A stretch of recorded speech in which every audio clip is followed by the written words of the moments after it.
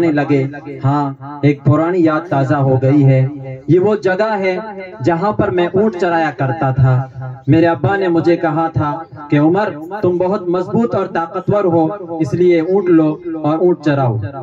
لیکن میں کہاں کام کا عادی تھا، میں تو دوستوں کی مجلسوں میں بیٹھنے والا اور انجمن آرائیاں کرنے والا شخص تھا، چنانچہ یہ کام میرے لیے بہت مشکل ہو گیا۔ ایک اونٹ کو پکڑ کر کے لاتا تو دوسرا چلا جاتا، دوسرے کو لاتا تو تیسرا بھاگ جاتا، یعنی مجھ سے 10 اونٹ سنبھالے نہیں جاتے تھے۔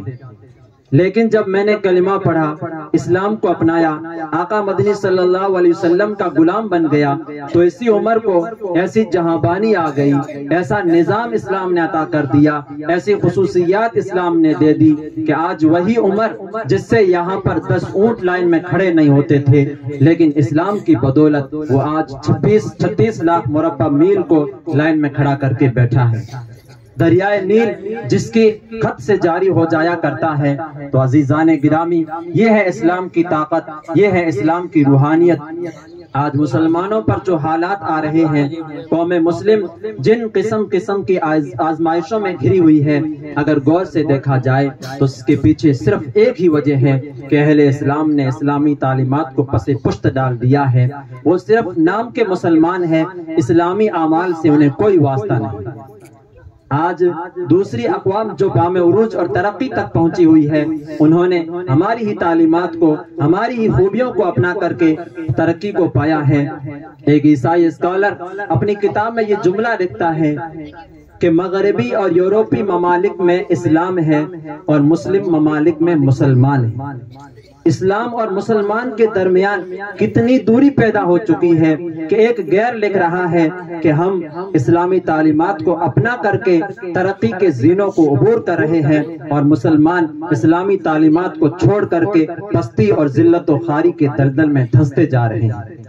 تو عزیزان گرامی، اس لیے ہمارے اوپر ضروری ہے کہ ہم اپنے اندر اسلام کو پیدا کریں، اسلامی تعلیمات پر عمل پیرا ہو، اپنے بچوں کو اور اپنی نئی نسل کو قرآن و حدیث پڑھائیں، انہیں مدرسوں میں بھیج کر ان کے اندر دینی حمیت اور قومی غیرت پیدا کریں۔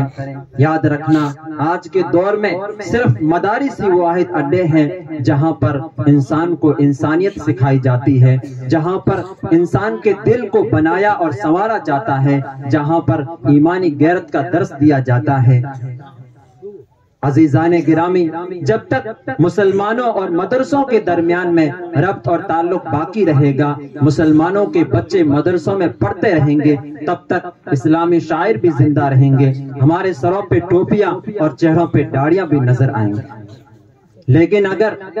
یہی مدارس ختم کر دیے گئے، ان مدارس کے خلاف جو پروپیگنڈے چلائے جا رہے ہیں، اگر انہیں ذرا بھی کامیابی مل گئی، تو میں علامہ اقبال رحمۃ اللہ علیہ کا وہ قول نقل کر کے آپ کے سامنے سناتا ہوں۔ علامہ اقبال رحمۃ اللہ علیہ فرمایا کرتے تھے کہ مسلمانوں، ان مدرسوں کو اور ان درویشوں سے آپ چھیڑ چھانی نہ کرو۔ اگر ہندوستانی مسلمان ان مدرسوں کے اثر سے محروم ہو گئے تو پھر اس ہندوستان کے اندر دلی کی جامع مسجد اور آگرہ کے تاج محل کے علاوہ اسلامی تہذیب و ثقافت کا کوئی نقش نظر نہیں آئے گا۔ انہیں حقیر سمجھ کر نہ گل کرو یاروں،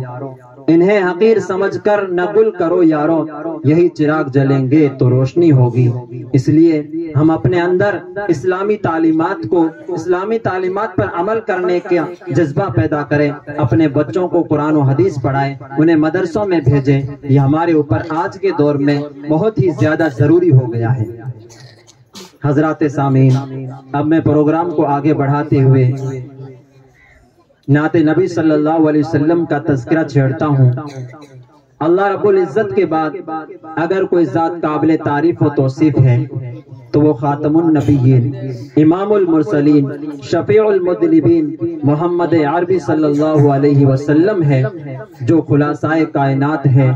آبروئے انسانیت ہے، وقار آدمیت ہے۔ رکھ لیا جس نے کہ فیضی آدمیت کا وقار،